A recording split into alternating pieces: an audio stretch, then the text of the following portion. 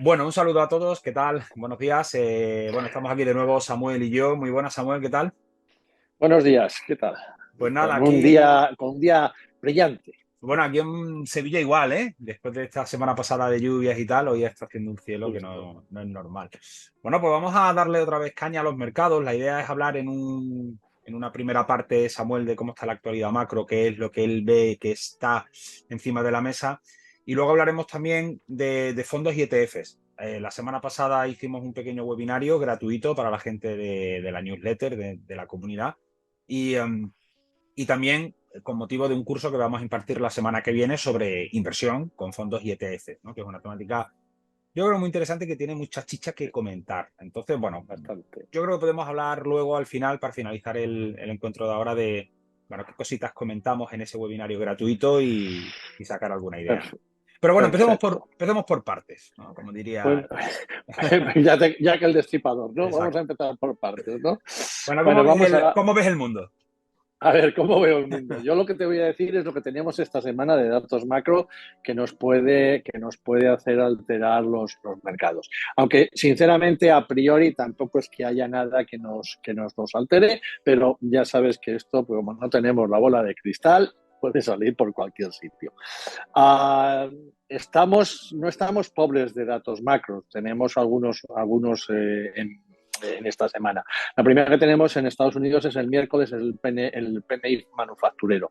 Los PMIs miden la actividad del sector privado. Ah, este índice está disminuyendo desde el dato presentado el 24 de noviembre. Está por debajo de 50, eso indica recesión, aunque la previsión de que de esta semana alcance los 48 desde los 47,9, es decir, bueno, una Pobre. pequeña expansión, pero pequeñita, ¿no? Y además, si recordamos el libro Base de la semana pasada, que estábamos hablando de las 12 secciones que tiene la Reserva Federal, y el libro Base coge todas esas zonas, pues en 8 estaban más o menos igual, en una había un declive y en 3 había un pequeño avance, o sea que tampoco es que haya nada nuevo bajo el sol, ¿no? El que sí que sale también es el PMI Servicios. Sí que está algo mejor, ¿no? Está bastante mejor. Es verdad que hemos estado viendo durante todo el año pasado el PMI, que los servicios han estado mucho más fuertes que las manufacturas, pero bueno, ahí está, ¿no? Entonces, en la última vez que se situó por debajo del 50 fue en febrero del año pasado, o sea que en ese caso seguimos fuertes. Está en 51,4, no está en recesión, ¿no? Aunque se espera una ligera caída a 51, es decir, volvemos a estar más o menos en la misma, ¿no? Los inventarios de crudo también salen y es un dato que puede mover mucho. Es un dato que es curioso porque todas las reservas están bajas, todas las reservas están bajas, excepto la de China, que está haciendo un movimiento similar al del año pasado, y es que está acumulando petróleo como si no hubiese un mañana. Como decía por ahí algún analista, dice, no sabemos si tienen datos que nosotros desconozcamos. Es verdad que lo único que está haciendo es algo que le salió bien el año pasado, fue llenar sus reservas de una manera brutales, y además con precios de derribo de muchos de los países que tienen problemas, entre ellos Rusia, ¿no? China, aunque produzca petróleo, es insuficiente, está consumiendo el orden de 18 millones de barriles diarios, ¿eh? Aunque tampoco se espera que aumente mucho más la demanda, porque en China están de capa caída, ¿no? Entonces sí que en Estados Unidos sí que en Estados Unidos siguen bajos, ¿no? Entonces, bueno, pues sigamos ahí. De momento, esta semana no tenemos ningún riesgo geopolítico así gordo. Bueno, Que sepamos. depende, que sepamos, ¿no? Porque en el caso de los ataques, que la semana pasada sí que podían preocupar porque alcanzaron algún carguero, los misiles, ¿no? Y luego los ataques que hizo Estados Unidos e Inglaterra, ¿no? A las bases sutiles, pues eso nos podía haber hecho algo fuerte. En el caso de Hamas, en el caso de Israel y Hamas, pues siguen ahí, siguen descubriendo y destruyendo túneles. Y el que era preocupante fue el misil de Pakistán a Irán, pero bueno, parece que de momento tampoco las cosas me parece que están calmadas. En el riesgo geopolítico, yo incluso podría decir Ron DeSantis se ha descolgado del ticket de republicano, ¿no? Y va a apoyar a Trump. O sea que las bolsas yo creo que se están poniendo en modo Trump. Cosa que eso puede llegar a tener algún problemilla, ¿no? Sobre todo por el tema de gastos, porque probablemente dejaría a Ucrania de la mano de Dios, ¿no? Ya están teniendo problemas y probablemente tengan más. Y ya sabes que Trump es American First, ¿no? Es decir, volver otra vez a fortalecer la economía desde dentro. El jueves también hay algo de pedidos de bienes duraderos que no vienen bien, ¿no? Y esa previsión, si se cumple, pues lo que va a hacer es afectar de manera negativa al dólar, ¿no? O al dólar un poquitín más bajista. Hay también PIB trimestral, el jueves, del cuarto trimestre. El GDP Now marca un 2,4. Eso significaría que sigue fuerte la economía americana, ¿no? Aunque solo sea por el lado de los servicios, sigue fuerte. Y eso, evidentemente, a los mercados les va a hacer cambiar su euforia, ¿no? Es decir, ya vimos la semana pasada que las probabilidades de bajada de tipos que se cifraban en marzo, al principio de la semana pasada, en un 70%, al final de la semana pasada estaba en un 56%. Es decir, que en la próxima reunión de la FED de dentro de 9 días, evidentemente no va a haber ningún tipo de cambios, y los que sí que proclamaban que la siguiente en marzo habría cambios, parece que han bajado casi 20 y tantos o 30 y tantos, un 50%, han bajado de 75 a un 56, es bastante, o sea que no se cree que vaya a haber una bajada tan evidente. Cuidado también con lo de las bajadas, porque en el caso de Estados Unidos la FED no suele tocar los tipos de interés cuando hay elecciones. Claro. Por no tratarlos de temas políticos. Entonces, ¿cuál podría ser una estrategia? Porque claro, bajarlo los van a tener que bajar. Han dicho que los iban a bajar. El dot plot estaba ahí.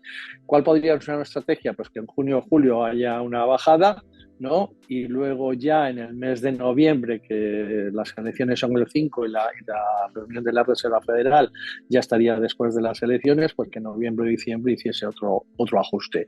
No veo otra porque es que si no se quedarían, si lo hiciesen más allá de julio, en agosto, septiembre, ya estarían metiéndose las elecciones y podrían influir un poco en ellos. Eso en Estados Unidos, es decir, no hay grandes datos, sí que los hay, pero tampoco es que sean una cosa que nos definan, ¿no?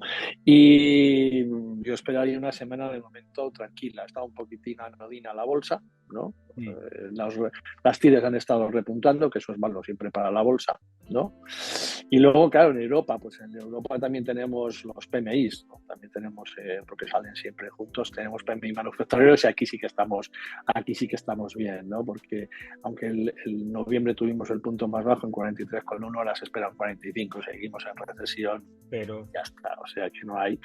Y en el PMI de servicios sí que también seguimos por debajo de 50, no somos como Estados Unidos, aunque la previsión es que mejore un poquitín. Hay reunión el jueves del Banco Central Europeo, que no se espere que diga absolutamente nada, o sea, no hay cambios, van a seguir sin cambios, pero lo que hay que ver es qué va a decir Lagarde. Es verdad que va a mantener un tono hawkish, aunque un poco duro, aunque tampoco Europa se lo merezca en ese sentido, ¿no? Pero Lagarde también en Davos dijo que en junio hasta podrían bajar. Es verdad que es mucho más acuciante la bajada de tipos en Europa por la situación que tenemos que en Estados Unidos, que sigue bastante, no me gusta la palabra resiliente, pero eso sigue resiliente, sigue un poco fuerte, ¿no? Que en principio habría que esperar hasta los datos del paro para saber si ya va a haber el famoso hard landing o el soft landing, pero bueno, ahí estamos. Y en principio China mal. China sí, fatal. Sí, bolsa fatal. China mal. China mal, tiene mucha deuda, ¿no? Tiene mucha deuda, sigue incrementando la deuda. En el caso inmobiliario, pues fatal también, ¿no? Y lo único que está haciendo es ese movimiento de divergencia con respecto a sus datos, porque tampoco son de crecimiento. Y aquí, fíjate, quiero comentar una cosa. Sobre lo que clásicamente conocemos como una recesión, ¿no? Sabes que clásicamente conocemos como una recesión cuando 2 trimestres consecutivos está el PIB por debajo de cero. pero no tiene por qué ser eso. En el caso de China, que han estado creciendo a 2 dígitos durante muchas décadas, crecer al 5% en China pues es bastante justito, ¿no? Es decir, que no es que yo diga que haya que revisar esos límites, pero sinceramente también está sufriendo una gran caída del PIB y aunque ya nos gustaría tener nosotros un Sí. 5%, ¿no? Pero para China es bastante, bastante poco. Y eso básicamente es lo que tenemos, ¿no? Así para esta semana. Ya digo, aparentemente no muchos riesgos geopolíticos. Se está dudando si la bolsa americana debería tener una contracción o no para poder entrar mejor o si va a estar lateral. Ya digo que no hay datos para decir una cosa ni la otra y me imagino que también podrías indicar algo, ¿no? ¿Eh? Sí, es cierto que la bolsa, bueno, ha venido subiendo en los últimos tiempos, ¿no? Que yo creo que la incertidumbre económica era aún mayor cuando teníamos la inflación altísima. Oye, y ha ido subiendo, pero claro, ahora mismo está la, el PER de la bolsa americana, si no me equivoco con el último dato aportado por JP Morgan, está en torno a 19 veces aproximadamente. Claro, eso es una rentabilidad aproximadamente del 5%, cosas así, ¿no? Aproximadamente. Tenemos la yield, ¿no? Del bono y tal, ¿a cuánto lo tenemos? A un 4 y pico, no sé. 4 y algo, ha repuntado un poquitito, sí. Claro, es que la Y eso no diferencia, es bueno para la bolsa. a eso me refiero. ¿Qué panorama podemos encontrar con la bolsa con tan poco spread? Sí, para que todo el mundo lo entienda, si sin riesgo estás ya obteniendo un 4 y pico, ¿para qué te vas a venir a ir a un activo de riesgo como puede ser la bolsa con todo este panorama de incertidumbre que tenemos por delante? No Y sé cómo tú lo ves, además, pero bueno. y además con las valoraciones que tiene la bolsa en estos momentos, ¿no? Sobre todo las tecnológicas, y que Nvidia sigue creciendo como si no hubiese un mañana, ¿no? Yo creo que vamos a hacer una sección de Nvidia todos los lunes a ver cómo va y lleva unas rentabilidades bestiales, ¿no? Y estamos a inicios del año, veremos a ver si mantiene un 23,84 en lo que va de año, quiero decir. No sé si tiene mucho sentido este tipo de valoraciones. 23,51 en lo que va de año. Bueno, Y ahí ahí está. es lo que hablamos. Al final el mercado está descontando expectativas, ¿no? De todo lo que va a seguir creciendo en el futuro, pero nos llegamos Sí, a situaciones como la que vivimos de múltiplos altos de las Nifty 50, de las .com, de la que hemos vivido ahora exacto. también recientemente con el sector tecnológico, que bueno, que excepto estas 7 que siguen tirando para adelante, ¿hasta qué punto tiene sentido estar pagando valoraciones tan Tan altas, altas? ¿no? No, Tan llama la altas. atención. Yo no creo que sea prudente, pero la tendencia es así. Estoy mirando ahora mismo el gráfico del SP 500 y es que tira para adelante, es que ya está rompiendo Sí, máximo. ¿no?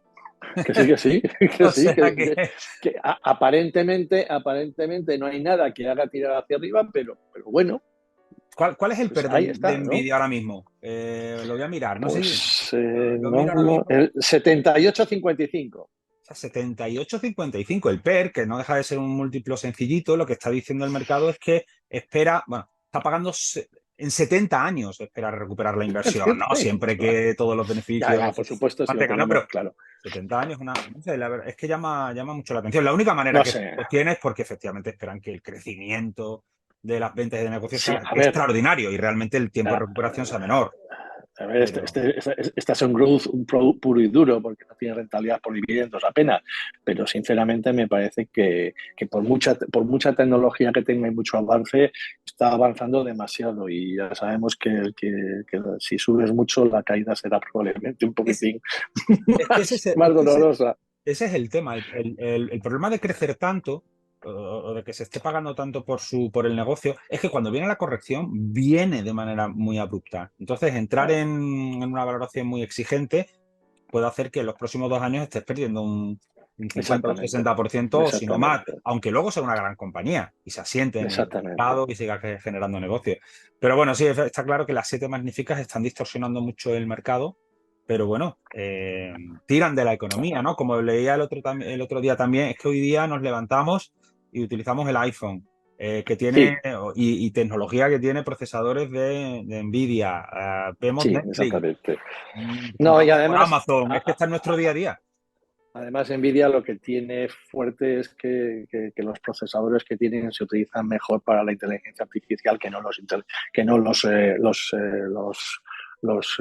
procesadores normales que conocemos, ¿vale? Sí. Pero bueno, ahí andamos. No, ahí andamos. Bueno, todo esto va un poco, lo voy a hilar al segundo bloque que teníamos pensado, porque claro, invertir en activos concretos, una acción concreta, una empresa concreta, tiene el riesgo no sistemático, ¿no? Que se le conoce en el argot, ¿no? Que si tú tienes toda tu cartera con un valor, como ese valor te vaya mal, te quedas sin dinero. Eso, mucha gente lo ha experimentado, pues, porque invertía o compraba acciones de su propia compañía o de su propia empresa y de pronto Sí, se encontraban que habían caído un 40% y que realmente no tenían nada. Entonces, una manera prudente de invertir es diversificando, ¿no? Y eso te claro. permite no solo, bueno, proteger un poco más tu patrimonio, sino llegar a temáticas o a tipologías de inversión donde de una manera individual o con activos concretos es mucho más complicado, ¿no? Y ahí es donde entra en Mm. juego todo ese universo de los fondos, ETFs, etcétera, que yo, como decía en el seminario que dimos el miércoles, creo que son una de las grandes revoluciones de la industria de las últimas décadas,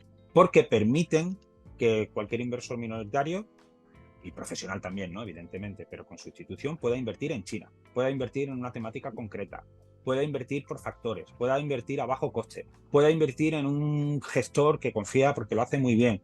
Todo eso con un coste de fricción mínimo, ya con herramientas tecnológicas, a comisiones, que bueno, ahí también habría un debate. O sea, me parece que es una gran revolución, pero dentro de todo ese Claro. universo hay también una literatura que conocer y tiene sus características. Bueno, del seminario que dimos el otro día, ¿qué es lo, porque lo llevaste tú sobre todo, qué es lo que quisiste transmitir?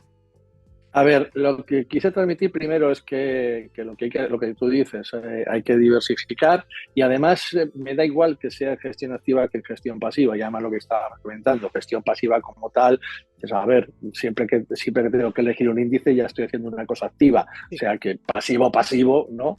Pero entonces, hombre, sí que es interesante tener esa diversificación, sí que es interesante trabajar con las dos metodologías, gestión activa con gestión pasiva. Es verdad que estuvimos viendo que hay informes como el SPIVA que nos dice que la gestión activa no bate a los índices, pero también es verdad que dijimos que no batir a un índice no significa no tener rentabilidad positiva.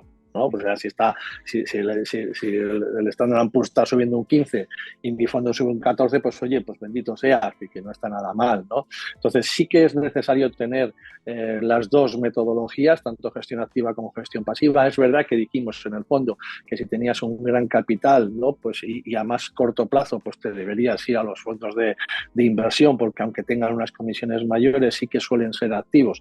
Y es verdad que conocemos a muchos gestores que sí que han batido, a ver, a muchos, a Ray Dalio, ¿no? A Soros, etcétera, que sí que tienen, a John Simmons, que sí que tienen unas buenas rentabilidades, ¿no? ¿Eh? Y es verdad que hay que elegir, no nos iríamos más bien a estos fondos, no les llamaría boutique, pero no tan grandes y cerrados, que no a los grandes fondos de desarrollo de los bancos, que realmente tampoco nos van a ofrecer nada. Es decir, que sí que habría habría que elegir temáticas, habría que elegir gestoras, habría que elegir gestores, que no tampoco es lo mismo, ¿no? Y entonces eso nos serviría para tener una rentabilidad, no el 100% de nuestra cartera en estos fondos, que no sería a lo mejor lo adecuado, sino un porcentaje elevado que nos permita tener a medio largo plazo una rentabilidad y luego si queremos para la gente que tenga menos capital, ¿no? Y a mucho más largo plazo pues un ETF sin ningún género de duda. Y con esa mezcla que tenemos, pues en Socaire es lo que queremos, ¿no? El reducir ese coste de la cartera, ¿no? Y que estemos expuestos tanto a corto como a medio como a largo plazo en todos los sectores, ¿no? Entonces, a mí me parece muy adecuado tanto la gestión activa como la gestión pasiva y que deberíamos meternos más en ella porque yo creo que es interesante. ¿Tiene sus matices? Claro, evidentemente. Hay que conocer, y además lo que estuvimos hablando, conocer las estructuras de los ETFs, porque hay diferencias en un ETF que en un fondo. En un fondo sí que las acciones son tuyas, en un ETF las acciones no son tuyas. Es decir, cuidado, es que a lo mejor eso la gente sí. no lo sabe. La gente no lo sabe. Una de las cosas que tenemos buenas, y lo vamos a ver en el curso, es que yo puedo diversificar cualquier tipo de activos con un ETF, cosa que con un fondo no está tan desarrollado en ese sentido, ¿no? En ese sentido que en el caso de los fondos nos vamos más a renta variable o renta fija, pero no tanto a derivados, no tanto a commodities, que a lo mejor aunque eso lo podríamos encontrar. Pero también podríamos encontrar diversificación en ese sentido. O sea que a mí me parece muy adecuado, debemos conocer los instrumentos, porque evidentemente conociendo los instrumentos vamos a saber cuál es el riesgo que podemos tener y sobre todo yo creo que lo importante es que cada uno sepa cuál es su horizonte temporal, eso también lo dijimos en la charla, ¿no? Cuál es su horizonte temporal, cuál es su riesgo a asumir y cuáles son las necesidades u objetivos. Planificación financiera para que luego no nos llevemos a engaño y como tratamos a algún cliente que tiene necesidades a corto, pues no le vamos a meter en un instrumento a muy largo plazo porque sinceramente le estaríamos destrozando, ¿no? Claro. Sí, yo con respecto a la diversificación, yo creo que la diversificación al final es un seguro contra la ignorancia, de alguna manera. Y Sí, todos tenemos que asumir que somos, bueno, algo ignorantes en todo porque no lo podemos controlar en un mundo social como es los mercados financieros, ¿no? Que depende de acontecimientos humanos, etcétera. Pues bueno, hay que intentar protegerse. Pero claro, una diversificación inteligente, no es solo número de activos. El otro día con un cliente que me hablaba, no, es que me han dicho que este fondo es mejor que el otro porque este tiene 1.600 empresas y el otro tiene 1.800. Hombre, a ver no hay ya diferencia en términos de eficiencia de diversificación entre 1.600 y 1.800, eran dos índices mundiales, ¿no? Hablamos de descorrelación, buscar elementos también de factores, cosas un poquito, a ver, más sofisticadas, entre comillas, pero que no son difíciles y que se pueden y que pueden mejorar el rendimiento de una cartera, sobre todo en base a lo que tú hablabas, a los objetivos de cada uno, el horizonte temporal, la personalidad, todo eso se puede diseñar, ¿no? Y ahí hay evidentemente mucho debate, que estuvimos el otro día charlando. Yo estoy también de acuerdo con que la gestión o inversión pasiva no existe como tal, ¿no? Siempre no, estás no tomando, existe. no invertir es una decisión activa, o sea, no estás Totalmente. invirtiendo implícitamente a una tasa de retorno anual del -2-3% en el mejor de los casos, que sería la inflación, ¿no? La Pero inflación, bueno, sí, exacto. todo el mundo yo creo que en el argot se entiende, ¿no? Esa manera de invertir muy diversificado, de bajo coste, en determinadas economías o sectores, etcétera, que te dan ese punto. Yo también me gusta mucho el gestor boutique. Hay gestores boutique malos y gestores boutique buenos. Pero el gestor boutique, que es normalmente un gestor más chico, ¿no? Que no gestiona como las grandes entidades, tiene otros incentivos, ¿no? Tiene el incentivo de momento de ganarse esa reputación de gran gestor y cuida bien lo que hace. Normalmente invierte su propio capital dentro de su propio fondo. Exacto. Tiene un contacto con los partícipes más cercanos, que a veces que el gestor de una gran entidad o lo que sea, oye, sin desmerecer a nadie, ¿no? Vamos a ser políticamente correctos. Pero a mí sí que me gusta ese gestor boutique porque cuando tú notas que hay un tipo que tiene una buena estructura de ideas, que además cuida bien lo que hace y que sus intereses están puestos contigo, están alineados porque tiene su dinero, vuelvo a lo que tú decías. Si en el futuro él ha conseguido un 8% de rentabilidad, un 7% y el mercado un 10%, a ver, desde un punto de riguroso, pues no ha sido eficiente, ¿no? Y se le podría criticar. Pero yo al final, como partícipe, pues creo, me siento agradecido, pues porque por el camino he tenido, pues, primero el potencial de haber ganado más, que nunca se sabe, lo podría haber hecho mejor. Segundo, esa cercanía, esa explicación. Estamos hablando de muchos gestores boutique que los llamas al móvil, tienes el WhatsApp o tienes un contacto directo por email y te responde él, no un equipo de analistas o de comerciales, ¿no? De ese site.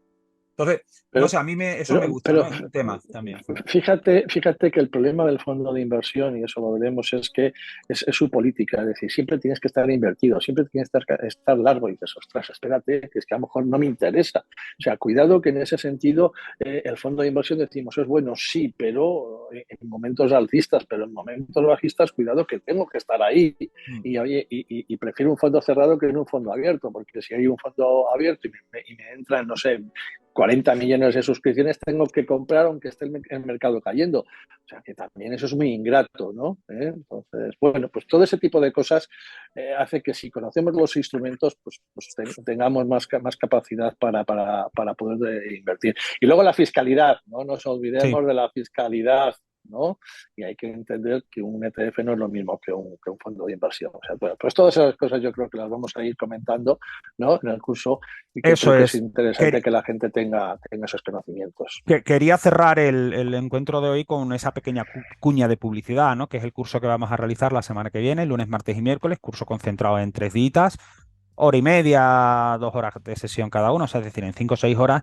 La idea es que abarquemos lo principal de la inversión con fondos y ETFs. Desde un punto de vista teórico tenemos que tocar eso, ¿no? Evidentemente, pero que también sea práctico, que aprendamos a cómo poder usar Screener para encontrar ideas, Exacto. para leer y interpretar algunas métricas que son importantes en estos vehículos y cómo podríamos construir pues algunas estrategias y tal, ¿no? Y luego si los alumnos tienen inquietud, pues ayudarles, ¿no? A ver si ellos tienen pensamiento, ¿no? De invertir en alguna tipología, lo que sea, cómo podríamos encontrar soluciones en ese sentido, ¿no? Entonces yo creo que va a ser práctico, va a ser corto y concreto, que eso también me gusta mucho de los Sí, cursos, que no se va a extender durante 6 meses, va a ser 3 días.